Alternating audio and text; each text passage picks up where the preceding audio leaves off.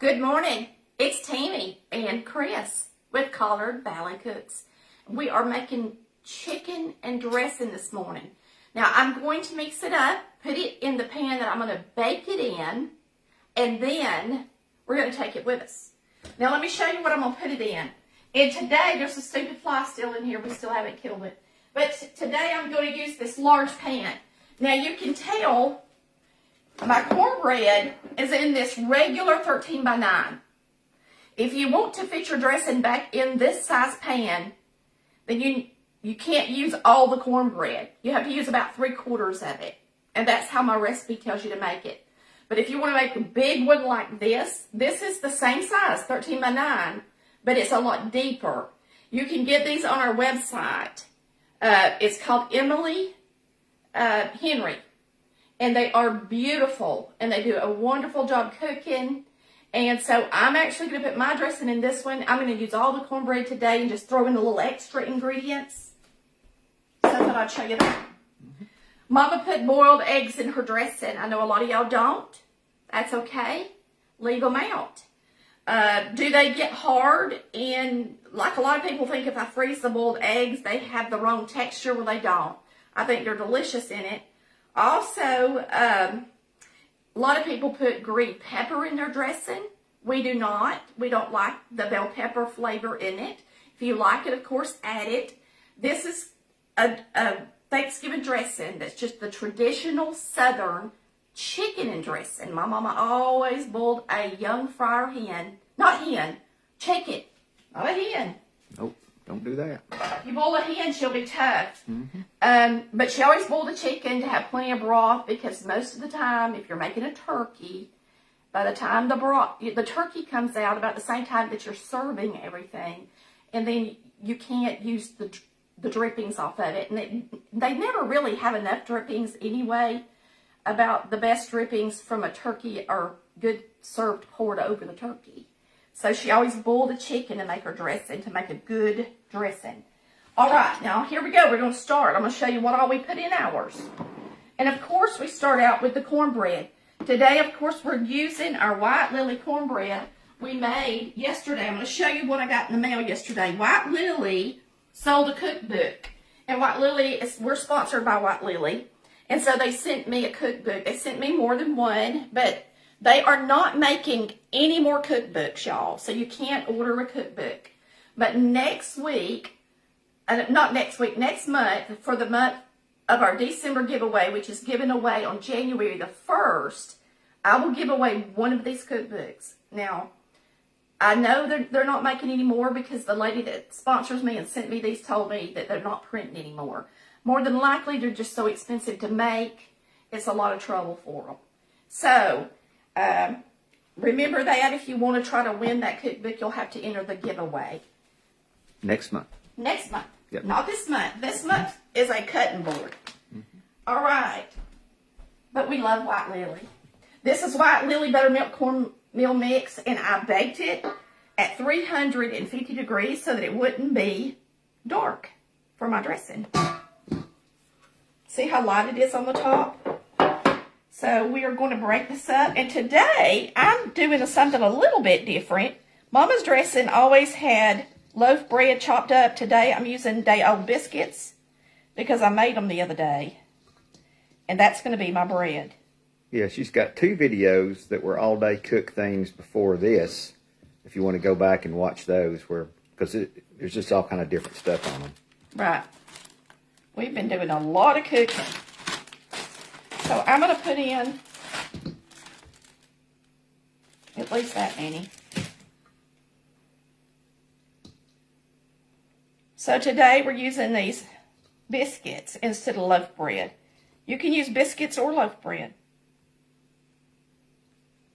Now, if you don't want to go to the trouble of baking all this stuff first, I do have a shortcut chicken and dressing where you don't even make the cornbread first. You just mix it all up and bake it at one time. It serves about 6 to 8 people. Just search Collard Valley Cooks shortcut dressing if you want to make that one, if there's just a few of you getting together. It works. The texture is just a tiny bit different, but it's still delicious. Ain't it, Chris? Yeah, it's good. The flavor's amazing. All right, there's your cornbread. You're going to put in 2 raw eggs. We're going to go ahead and do that. And if you're coming on here late, you're not going to see the final product right here. So we're just mixing it up and we're going to freeze it. This is what you can do days before Thanksgiving and have this already ready to cook. Yeah, I'm showing y'all how to make it early. This is a can of cream of chicken soup. Yes, my recipe, which is Mama's recipe, has it. Granny's don't. You can leave it out if you frown upon it, but I'm going to tell you, it makes it delicious. I wouldn't leave it out. Another thing my mama did that many of y'all have never seen, and it just blows some people's minds, is she used milk in her dressing. I don't know why that blows everybody's mind, because we also use broth. Because what do you use to make cornbread? Milk. Milk. What are we making? Cornbread dressing. So it makes sense to put some milk in it. It actually makes it just softer and more delicious to me. It's just got a good texture about it. Okay? So we've got 2 cups of hot milk. And the reason I've got hot milk is because I've got to mix up some broth in it. I tell you to use a chicken bouillon. And I'm going to use some Better Than bouillon. And I like to use a hot broth to mix that bouillon up in so that somebody don't get a hunk of broth in their dressing. It's distributed in the milk or the broth, whichever one you want to use that's hot. I chose the milk today. 2 cups of milk. Now, since I added more bread to this dressing today, I may have to add a little extra. But it says for broth, 4.5 cups for broth. Now, this has got fat on the top. And yes, we're going to put that fat in our dressing because it's good. Probably not good for you, but good, right? All right, so I'm going to pour this in here. I had to take that fat off of it because if I didn't, it would splatter and get everywhere. And you can tell this is like a gel, which means it's a good bone broth where I boil the chicken for a long time. The good kind of broth. We want to get it all out of the jar. Some of it's kind of on the sides because it's bone broth. Bone broth makes better dressing than buying broth store-made, okay? So boil chicken this year. You'll be glad you did. Won't it, Chris? Mm-hmm. This holds almost 4 cups, okay? Or it does hold 4 cups. That was almost 4 cups. So we're going to have right at 4.5 cups from that chicken we boiled the other day. So I'm just going to go ahead and pour the rest of it in here.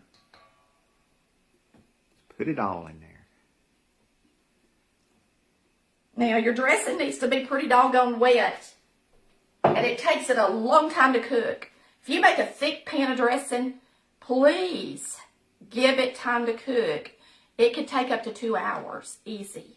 Okay? For realsy. If you're going to make a dressing like I do that's nice and moist, you want it to get done.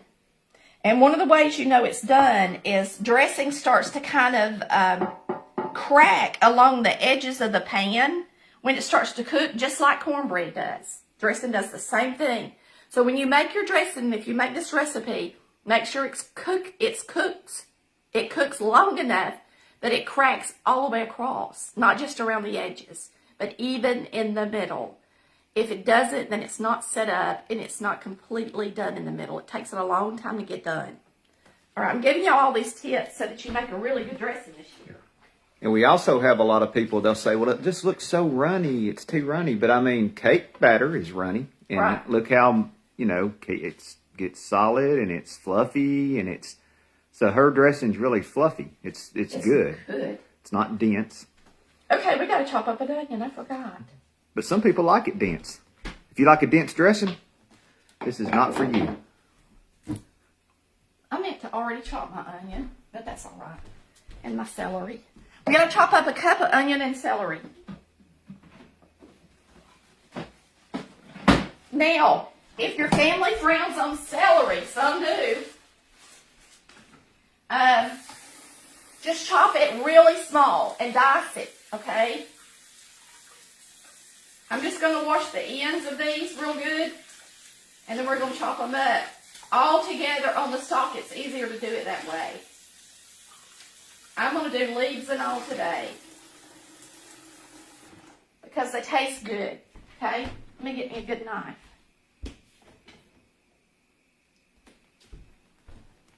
So you need a cup of this and a cup of onion. Crazy. I'm going to just take the ends off of these that weren't real pretty, and then we're going to get a cup.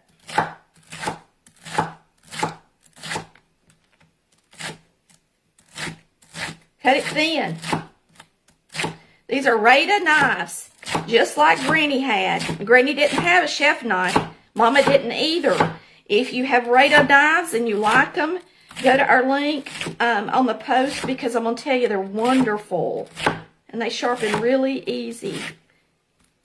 We're going to have a whole cup.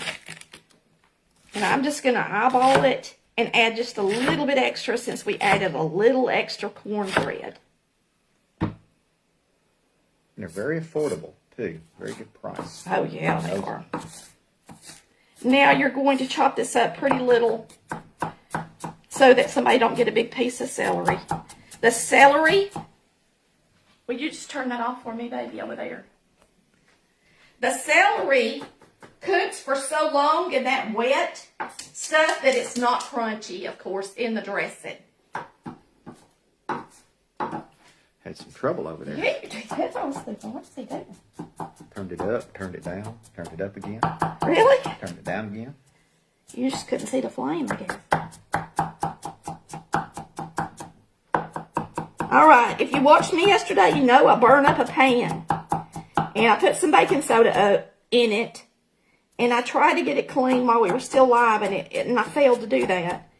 I got some tips. You can use baking soda. You can use a dryer sheet. You can use detergent and a dryer sheet. And so right now, and you're just supposed to let it sit overnight. But y'all, I don't have time for that because I forgot to put it in there last night. Like a ding dong. I was so tired when I got off here yesterday. I didn't do much of nothing once I got off here. So anyway, I got it over there warming up, and we're going to see if maybe instead of using it overnight, if you just bring it to a good temperature, it'll clean up easier. We're going to put this in our dressing. I gotta have it.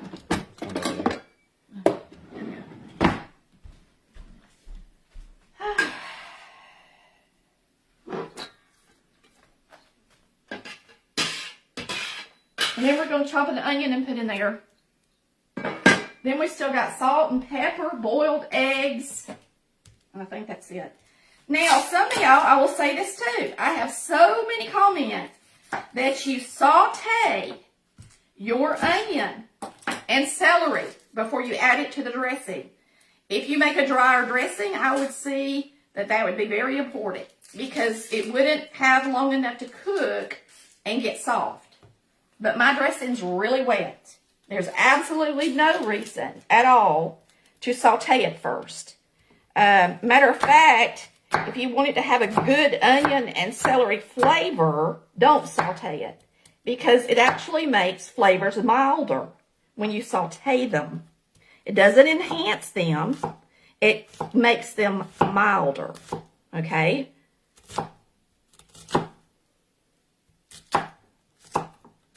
So a heads up on that one. That's just something a lot of people do. And even if your mama did it. I do things that my mama didn't do. Just to make it a little bit better. Because my mama wasn't a chef or nothing, you know.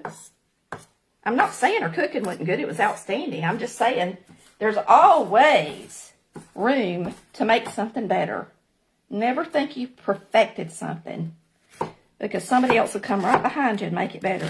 Mm-hmm. Then you're stuck with your old way. Yep. Of doing it. That's right. Old ways are not always the best ways. That's why we're not cooking this on a wood stove.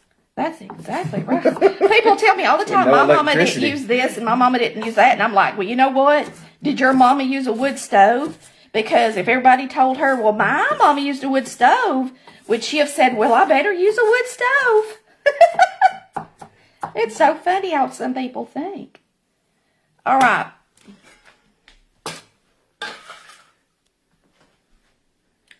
Or your daddy, if he didn't have a, what do you call it, a chainsaw, would somebody look at him and go, well, my daddy used an axe. I think you should chop down the tree with an axe. Those fires burnt real good when you cook. Would he say, you know what? I better use an axe. No. He'd say, well, praise God, I didn't live back then. Yeah. I got me a chainsaw. Oh, some people, they just don't get it.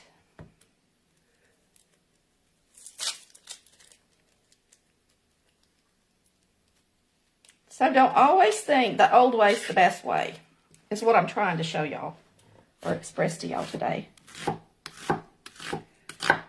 And likewise, some of the new ways are not the best way. Just because it's new don't mean it's better.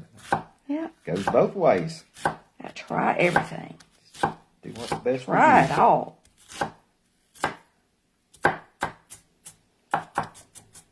Yeah, it's good to tell stories while you're chopping onion because it takes a minute. Gives you something to talk about. Mm-hmm. I'm almost there, y'all. Then I'm going to show you how I wrap it for the freezer, too. You want me to go show them cakes while you're about to? Typically, I'm just going to be honest with y'all. Typically, when I make dressing, and I may do that, I might show them that pan, but I typically put it in a container because I like to warm it on the stove a little bit before I cook it.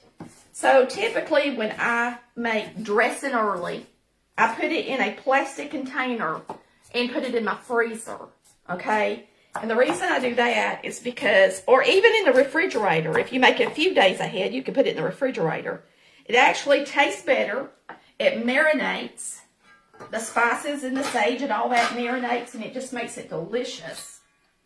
And I don't have any fresh sage or anything today, but I'm using poultry seasoning because that's what my mama did. And I got to chop up a couple of eggs. I'm going to chop up 3.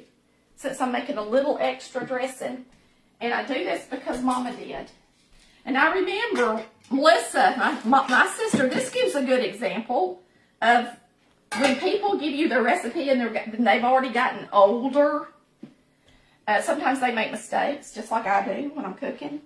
Mama had given Melissa her dressing recipe, or what all she put in her dressing. And she didn't include the boiled eggs.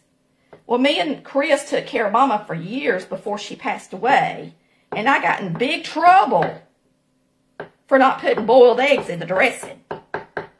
So she just forgot when she wrote down those ingredients to list the boiled eggs because, boy, she let me and Chris know real quick like they were supposed to be in her dressing.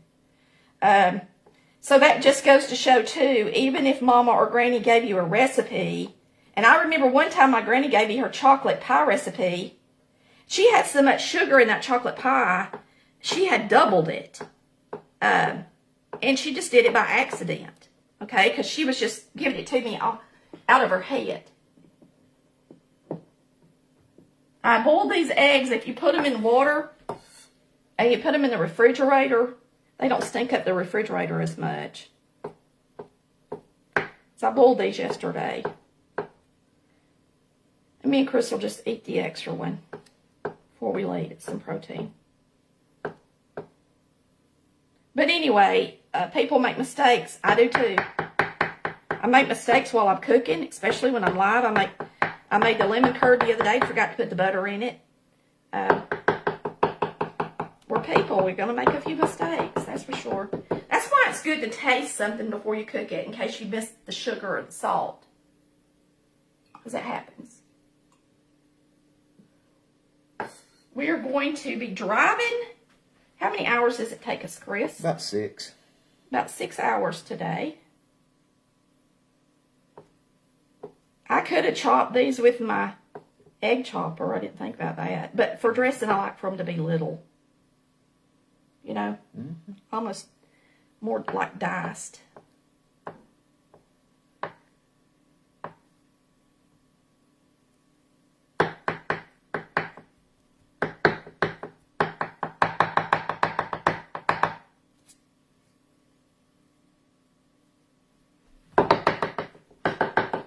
If you don't want boiled eggs in your dressing, of course, leave them out. But my mama liked it.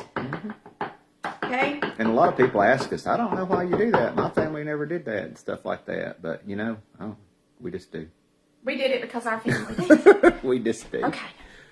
Some people ask me stuff I don't know the answer to. Like, how does something taste? What does this do for this recipe? I don't know. I just know it's the way you make it. Hey, here we go. Eggs.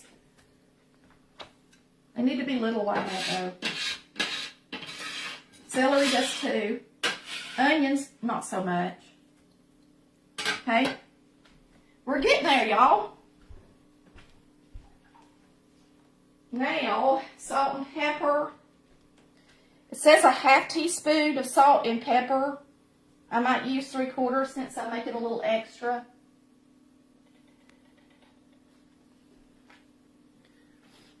Yeah, dressing's one of those things that's really regional. You could be in one part of Georgia and they make it different from another part of Georgia, or you could be across the street. Somebody makes it a lot different. All right.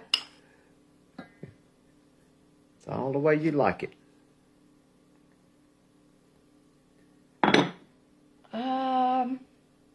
Poultry seasoning.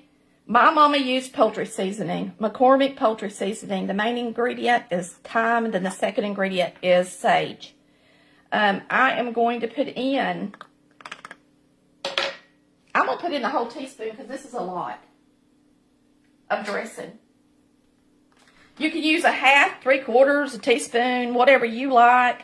If you like it real sagey, add more, but we don't like it real sagey. We just like it to taste like dressing. All right, so we got in our chicken. We don't have it in our chicken yet, but we'll put it in here. We got in our cornbread, a cream of chicken soup.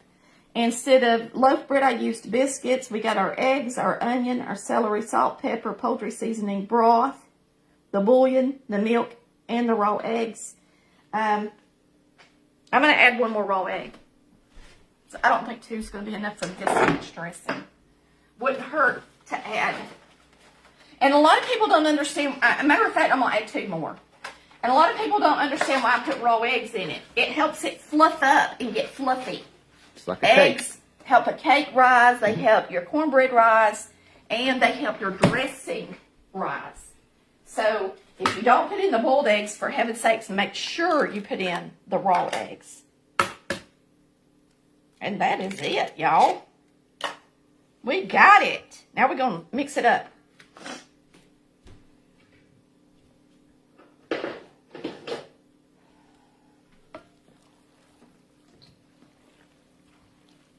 Do a good job mixing it because you got that sage and the spices, the salt, the pepper, and all that needs to be mixed in there really good and not just be in one part of the pan of dressing.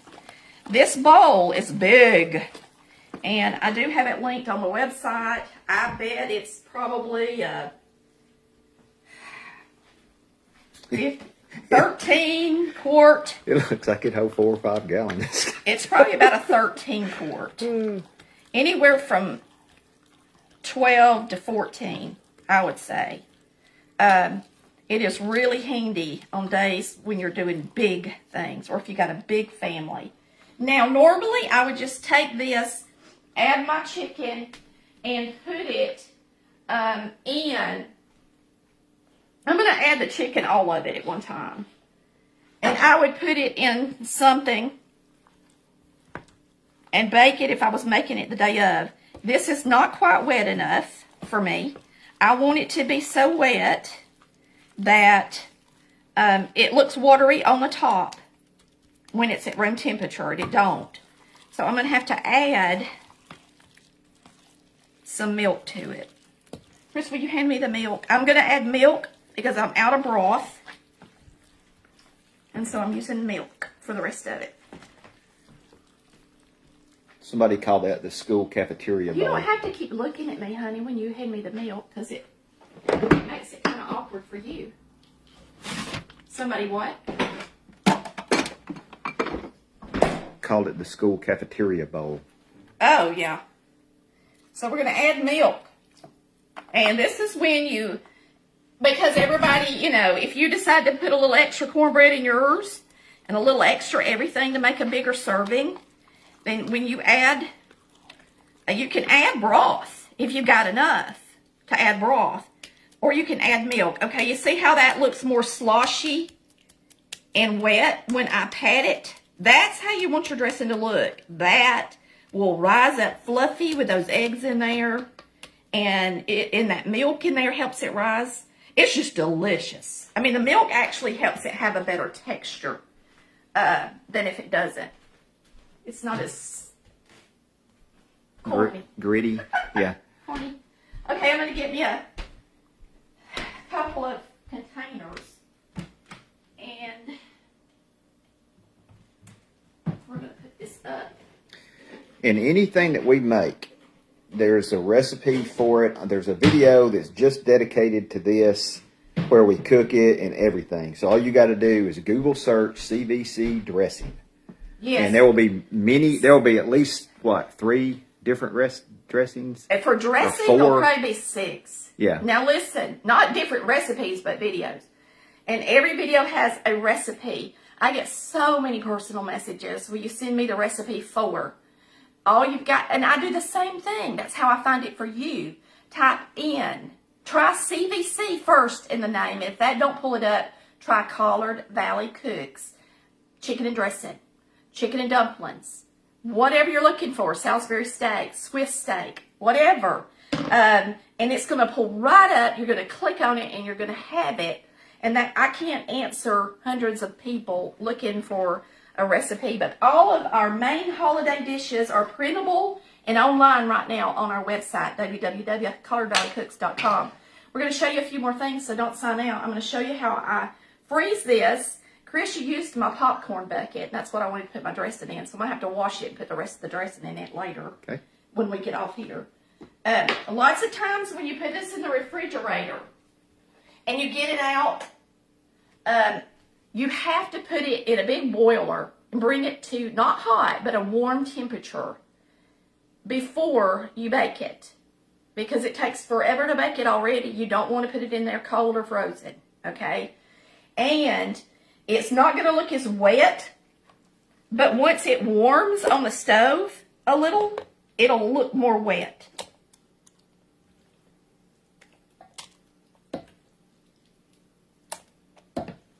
So just put it in a container and get it in the freezer. And if you have to put it in 2, like I'm going to have to do, that's fine. Or if you make it a few days ahead, you don't want to freeze it, that's fine. What I like about freezing it is if you're going somewhere, like we're going to his family's, and my sister's going out of town for Thanksgiving. So what we're going to do is, I should have enough that she can have some to take with her out of town. And then all she's got to do is cook it. It's so good to have it in the freezer. You can actually mix up a pan of dressing like this and put it in different containers, put it in your freezer, and pull it out for supper. It's nice. There we have it, chicken and dressing. So that's going to go in the freezer. I'm going to show you a few more things. Remember, this is a wonderful dressing pan because it's deep and it's big. The deeper the dressing, the fluffier it is, but you've got to cook it a long time. I cannot stress that enough. And if I've got a high temperature and it's getting too brown before it starts cracking in the middle, then put a little foil over the top of it. Or turn your oven down 50 degrees, okay? And that is Emile Henry or Emily Henry? Emily Henry. I think it's, yeah. I mean, I think it's, yeah. Emily Henry, baby. Yeah. All right. But Come they over say here and I'm going to show Henri. you what we got from our neighbors to take home. They have a orange tree and they have a Meyer lemon tree. We got a box of them. Chris just went over there and picked them. We took her some lemon curd that we made the other day. And yes, I did add the butter to it. And look at these beautiful lemons down on the bottom. So I thought y'all would enjoy seeing this fresh fruit from South Georgia going home for the holidays to give away thanks to our sweet neighbors. And I think that was all I was going to show them, ain't it, Chris? Oh, I was going to show y'all my frozen stuff in the freezer real quick. And I'm going to let y'all come out here, and then we're going to sign off. We are traveling today, so we still have to take a shower and wash all of the dogs. And pack.